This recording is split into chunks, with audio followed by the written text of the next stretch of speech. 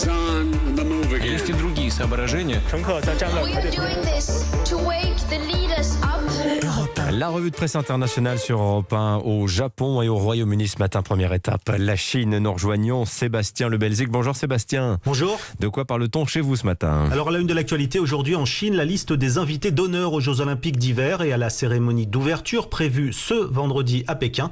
Que des amis de la Chine, souligne le quotidien du peuple. 30 chefs d'État au total, dont le russe Vladimir Poutine, le premier ministre pakistanais, les présidents égyptiens et polonais. Mais il faut lire la presse de Hong Kong, comme le South China Morning Post, pour souligner qu'il s'agit pour beaucoup de personnalités controversées comme le prince Mohammed Ben Salman d'Arabie Saoudite ou encore le président du Kazakhstan, où des émeutes ont provoqué la mort au début du mois de nombreux manifestants, rappelle le quotidien. Une dizaine de pays, dont les États-Unis, le Canada et la Grande-Bretagne, appellent au boycott diplomatique de ces Jeux. Ceux-là sont arrogants et violent l'esprit olympique, écrit le China Daily dans un éditorial. Merci Sébastien. Direction le Royaume-Uni. Bonjour Anaïs Cordoba. Bonjour.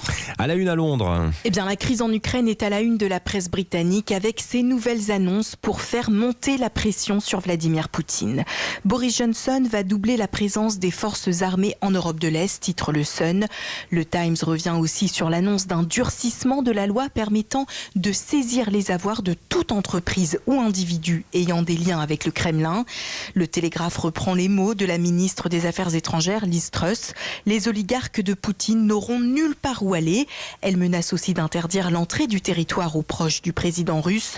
The Independent lui cite un ex-chef d'état-major britannique qui craint que Boris Johnson soit trop affaibli politiquement avec le scandale du Partygate pour intervenir efficacement dans la crise ukrainienne. Merci Anaïs. Enfin, direction le Japon. Bonjour Bernard Delattre. Bonjour. À la une à Tokyo ce matin. Celle qui fait honte au Japon, l'ennemi public numéro 1, comme les réseaux sociaux appellent une jeune fille de 19 ans qui, et c'est sans précédent, note le Mainichi Shimbun, vient de tricher à un examen, et pas à n'importe lequel, au prestigieux concours national d'entrée aux universités. Séchant sur une question, l'a photographiée avec son smartphone, puis a envoyé le cliché à des connaissances qui l'ont ensuite tuyauté par texto. Mais elle a été démasquée et encourt désormais des poursuites judiciaires. L'affaire fait la une de tous les JT ici.